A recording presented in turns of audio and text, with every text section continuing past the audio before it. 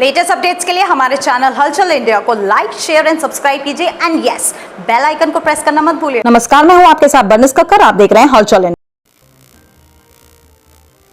आज महापरिनिर्वाण दिवस पर राष्ट्रीय लोकदल से भावी उम्मीदवार प्रीता हरित हापुड़ अम्बेडकर तिराहे पर स्थित संविधान निर्माता बाबा भीमराव अम्बेडकर की प्रतिमा पर पहुंची, जहां प्रीता हरित ने संविधान निर्माता बाबा भीमराव अम्बेडकर की प्रतिमा पर फूल माला पहनाकर बाबा भीमराव अम्बेडकर को याद किया। प्रीता हरित ने सभी राष्ट्रीय लोकदल के कार्यकर्ताओं, युवा जिलाध्यक्ष अशोक त्यागी, वरिष्ठ राष्ट्रीय लोकदल नेता अकिल खान के साथ माल्यार्पण कर बाबा भीमराव अम्बेडकर के सम्मान में नारे लगाए। जय भीम, जय भीम, जय भीम, जय भीम, जय भीम, जय भीम, जय भीम।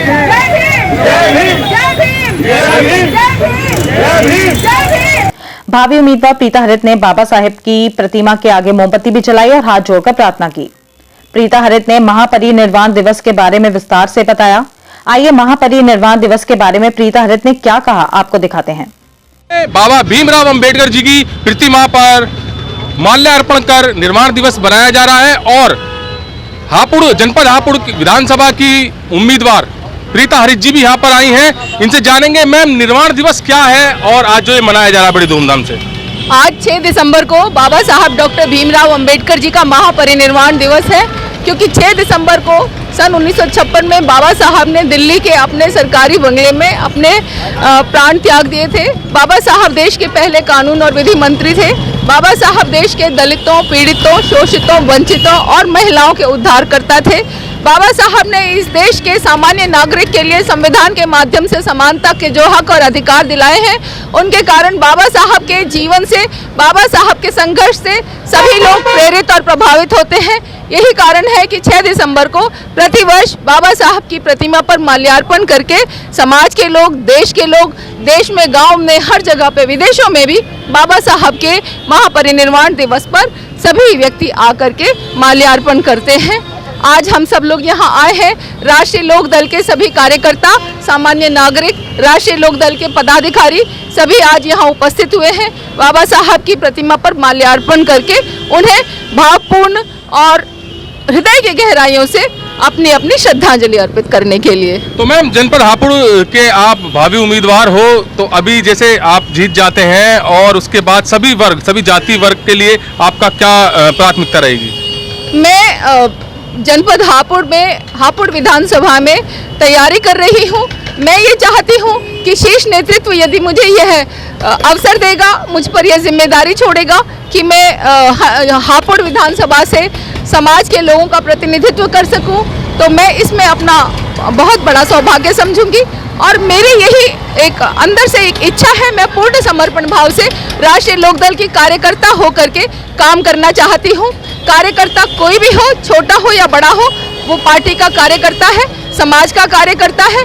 मैं उसी भावना के साथ अपनी पूरी निष्ठा से, अपनी पूरी भावना से, अपने पूरे संसाधनों से हापुड़ विधानसभा में कार्य करना चाहती हूँ।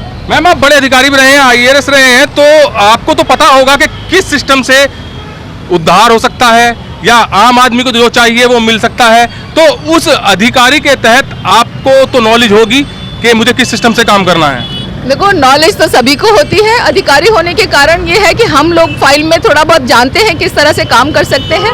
मेरी इच्छा ये है कि यदि व्यक्ति निष्ठा से काम करे, समर्पण भाव से काम करे और उसकी भावना में ये हो कि वो समाज के लोगों का भला करना चाहे, तो चाहे वो अधिकारी हो, गैर अधिकारी हो, हर व्यक्ति समाज का भला कर सकता है। तो सर, जैसे समाजवादी पार्टी और राष्ट्रीय लोकदल का गठबंधन हो चुका है, तो अब क्या लग रहा है, क्या समीकरण लग रहा है कि हापुड़ से सीट ये निकल पाएगी? राष्ट्रीय लोकदल की पहले भी ये 2-3 बार सीट निकल चुकी है और इस बार आप देख रहे हैं कि अखिलेश जी और जैन जी की सभा में लोग बहुत भीड़ इकट्ठी हो रही है। निश्चित रूप से हापुड़ विधानसभा राष्ट्रीय लोकदल जीतेगा और प्रीता हरित जी का अगर टिकट हो गया तो प्रीता हरित जी जीतेंगे। तो अशोक त्यागी जी, बिल्कुल जानना चाहूंगा, समीकरण जो बन रहे हैं गठबंधन के और लगातार समाजवादी पार्टी विजय रथ यात्रा निकाल रही है, साथ में अब जयंत चौधरी की 7 तारीख को बहुत बड़ी सभा भी है, तो उसका कितना फर्क पड़ने वाला है? सबसे पहले तो मैं आज के जो दिन है वो बहुत गौरवान्वित करने वाला दिन है, कि बाबा साहब जो हैं सबके दिलों में बसे हुए हैं और बाबा साहब का सब सम्मान करते हैं। हर जाति, हर वर्ग और भारत का हर नागरिक बाबा साहब का सम्मान करता है। और रही बात चुनाव की, तो ये मान लीजिए कि भाजपा जो है अपना जो है विश्वास खो चुकी है। भाजपा एक शतक नहीं मार पाएगी इस बार, और ये पब्लिक जान चुकी है, पब्लिक मन बना चुकी है कि भाजपा को हटाना है और देश को बचाना है, प्रदेश को भी बचाना है। योगी जी को हम गोरखपुर छोड़ के आएंगे, और जो हमारे दाढ़ी वाले बाबा आप देखे होंगे आपने बंगाल में, वो उन्होंने दाढ़ी छोटी करानी शुरू कर दी है जैसे चुनाव आ गया है। बंगाल वाले चुनाव में इन्होंने दाढ़ी लंबी करा दी थी। और रही बात कल की, तो कल हमारे जो है लगभग हापुड़ से करीब 50 बसें जा रही हैं और 500 कारों के काफिले के साथ जो है हम लोग यहाँ से रवाना हो रहे हैं। तो वहाँ पे लाखों की संख्या में लोग पहुँच रहे हैं, और जयंत जी और अखिलेश जी जो है अपनी सरकार बना रहे हैं 2022 के अंदर। और 2022 में जो सरकार बनेगी वो गरीबों की, किसानों की, मजदूरों की, बेरोजगारों की बनेगी। जो आज लाठी बज रही है वहाँ पे लखनऊ में, ऐसा हमारी सरकार में बिल्कुल नहीं होगा। हर आदमी को जो है नौकरी दी जाएगी और शिक्षा के संसाधन दिए जाएंगे। तो युवा जिलाध्यक्ष अशोक त्यागी जी ने भी कहा है कि जो विजय रथ यात्रा समाजवादी की चल रही है, और अब साथ में जयंत चौधरी भी आ गए हैं, जो गठबंधन हो गया है ये पूरी तरह से जीत की ओर अग्रसर है। कैमरामैन जगवीर के साथ सुशील शर्मा, हलचल इंडिया। प्रीता हरित ने महापरिनिर्वाण दिवस के उपलक्ष्य में प्रसादी भी की। इस प्रसादी में प्रीता हरित ने हलवा बनवा के लोगों को अपने हाथ से बांटा। प्रीता हरित प्रसादी बांटते समय काफी उत्साहित दिखी, जहां उन्होंने सभी लोगों को अपने हाथों से हलवा बांटा। प्रीता हरित ने कहा कि अगर शीर्ष नेतृत्व मुझे इस विधानसभा चुनाव में अपना आशीर्वाद देता है तो मुझे हापुड़ की तस्वीर बदलनी है। अभी हापुड़ में बहुत विकास कार्यों की जरूरत है, जो कि मुझे पूरे करने का मौका मिलता है तो मैं उनको पूरा करूंगी। खबरों का सिलसिला यूं ही जारी रहेगा, देखते रहिए हलचल इंडिया।